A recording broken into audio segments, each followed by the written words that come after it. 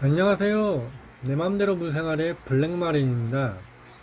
오늘은 플래티넘 버터플라이 코일을 키우기 위해서 제가 했던 준비 과정들을 소개해 드리도록 하겠습니다.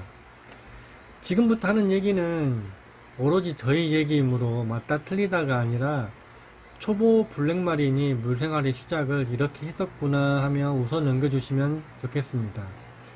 물생활을 시작하시는 분들은 저와 같은 실수를 하지 않기를 바라는 마음에 창피함을 무릅쓰고 말씀드린다는 걸 알아주셨으면 좋겠습니다.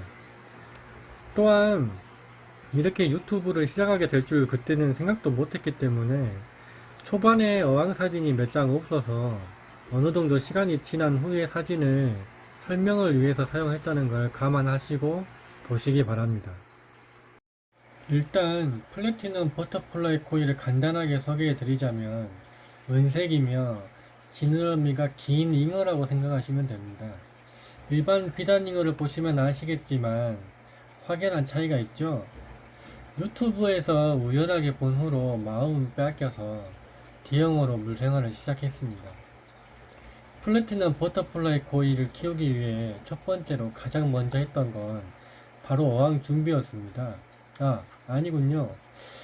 아마 이때부터 와이프님의 허락이 얼마나 중요한지를 조금씩 알아가기 시작했던 것 같습니다. 보통 집이라고 하면 와이프님의 영역이잖아요. 이 영역 안에 작은 것도 아닌 1m가 넘는 어항을 놓는다는 것 자체가 와이프님의 권위에 도전하는 격이었습니다. 그때 당시 4살, 1살의 어린아이 둘을 키우고 있는 상황이라 안 그래도 와이프님이 많이 힘든 상황이었는데 지금 생각하면 참 이 영상을 통해서 남편의 새로운 취미를 허락해준 와이프님께 깊은 감사를 드립니다. 다시 시작하겠습니다. 플래티넘 버터플라이 코일을 키우기 위해 첫 번째로 가장 먼저 했던 건 바로 어항 준비였습니다. 플래티넘 버터플라이 코일, 줄여서 풀포커라고 말할게요. 초보 생각에 풀버커는 대형어이기 때문에 4자 정도는 돼야 오래도록 크게 키울 수 있을 거라 생각했습니다. 이 생각은 좋았는데 한 가지 간과한 게 있었어요. 바로 폭이었습니다. 가로 길이만 생각했지 세로 길이인 폭은 생각을 못했습니다. 이 실수로 결국 중복 투자를 하게 되었는데요. 물생활을 조금이나마 하셨으면 아실만한 홈땡땡 장터를 검색하던 중에 드디어 내자 소포거항을 발견했습니다. 이때까지만 해도 한자가 30cm를 의미한다는 걸 아는 게 제 지식의 전부였는데요. 폭을 간단히 설명드리자면 보통 세자까지는 소폭은 세로 길이가 30cm, 광폭은 45cm를 말하는데요. 4제 이상의 어항에서는 소폭은 45cm, 광폭은 60cm, 초광폭은 60cm 이상을 말합니다. 가격은 15만원, 와이프님께는 5만원이라고 뻥을 쳤습니다. 나중에 들통이 나서 엄청 혼이 났습니다. 빨가 벗겨져서 쫓겨날 뻔했죠. 거짓말 하지 맙시다.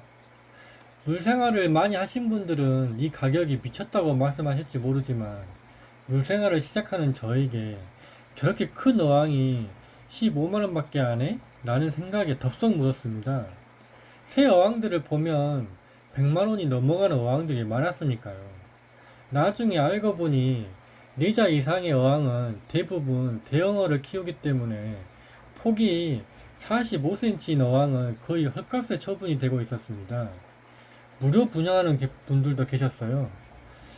이렇게 처분이 되고 있는 가장 큰 이유는 제가 생각하기엔 바로 폭인 것 같습니다. 폭이 넓어야 하는 이유는 대형어가 유턴을 할 수 있는 너비가 돼야 한다는 얘기죠. 어항의 가로 길이가 아무리 길어도 폭이 좁은 어항은 대형어를 키우기에 적합하지 않은 어항이었습니다. 또 다른 이유는 어항 자체가 오래된 버전의 어항이었습니다. 누드 어항이 나오면서 이런 윗부분이나 아랫부분에 테두리가 있는 어항은 인기가 많이 떨어진 것 같습니다. 여기서 말씀드리고 싶은 건 절대로 성급하게 판단하고 구입하지 말라고 말씀드리고 싶습니다. 이 영상을 보시는 분들은 저 같은 실수를 하지 마시길 바랍니다. 아무튼 부피가 있는지라 제가 직접 가지러 갔는데요. 꼭 물생활을 많이 해보신 분들하고 같이 가시길 바랍니다. 난생 처음 4자나 되는 큰 어항을 산다는 기분에 들떠가지고 어항에 문제는 없는지 정확히 보지도 않고 그냥 본지 1분 만에 덥석 차에 싣고 가져왔습니다. 물때가 많아서 닦아보니 기스가 왜 그리 많은지. 중고 어항이니까 생활 기스야 당연히 있는 거지만 장기스 같은 경우는 물을 담으면 잘 보이지가 않습니다. 그런데 제가 산 어항의 기스는 너무나 두꺼워가지고 물을 채워도 다 보였습니다. 중고어항을 살 때 꼭 꼼꼼히 살펴보시고 아니다 싶으시면 바로 퇴짜를 놓으시길 바랍니다. 판매자분에게 전화했더니 바쁘신지 안 받더라고요. 그래서 그냥 잊자 하고 시작했습니다. 너무 선명하게 보이는 기스를 어떻게 해결할까 하다가 뒷면에는 그나마 괜찮아서 어항을 뒤집었습니다. 그런데 문제는 바로 테두리에 있는 구멍이었습니다. 보통 상단에 테두리가 있는 어항 같은 경우는 뒷면에 외부 여과기 호스나 각종 전선을 넣을 수 있게 양 옆에 구멍이 나 있는데요. 어항을 뒤집은 덕분에 전 양쪽의 구멍을 레이아웃인 양 봐야 했습니다. 물론 나중에 그 구멍이 참 유용하게 쓰이긴 했습니다. 두 번째로 한 일은 어항을 샀으니 세팅을 해야겠죠.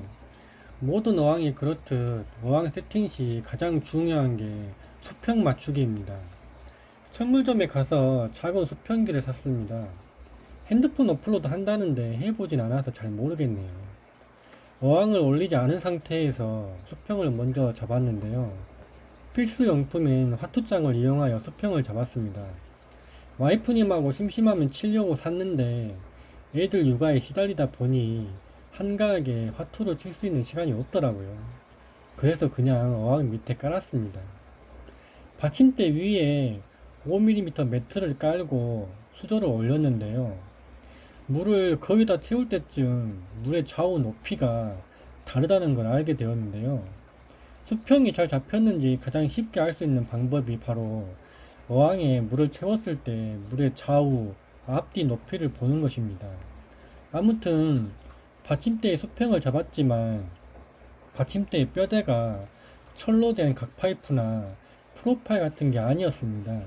그래서 그런지 무거운 어항에 올라가니까 수평이 틀어진 것 같습니다. 물론 제가 수평을 잘못 잡았을 수도 있겠지요. 다시 물을 빼고 놓고를 반복하며 수평을 잡았는데요.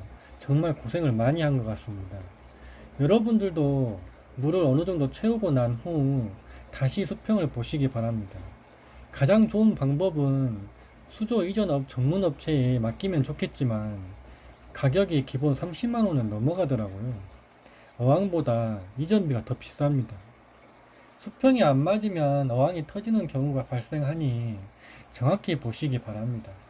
거실에서 내자 어항이 터진다면 정말 상상도 하기 싫습니다.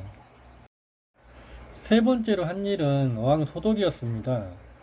수조에 물을 만땅 채우고 락스를 조금 넣고 하루를 둔 후 다 비우고 다시 물 채우기를 2번 정도 반복했습니다. 나중에 수조 전문가분들에게 물어보니 락스를 넣고 소독을 하는 게 그리 좋은 방법은 아니라고 하더라고요. 실리콘이 녹을 수도 있다네요. 그냥 물만 가득 채우고 비우면 된다고는 하는데 판단은 여러분들이 하시기 바랍니다.